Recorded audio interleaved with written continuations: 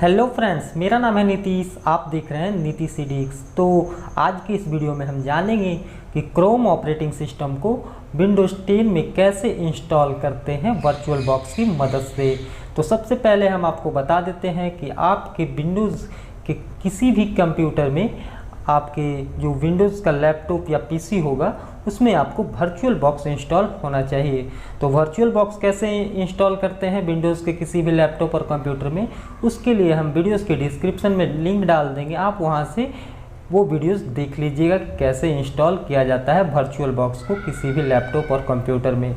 साथ ही साथ हम उस वीडियोज़ का लिंक हम आई बटन में भी डाल देंगे, आप वहां से देख लीजिएगा कि कैसे वर्चुअल बॉक्स को इंस्टॉल किया जाता है।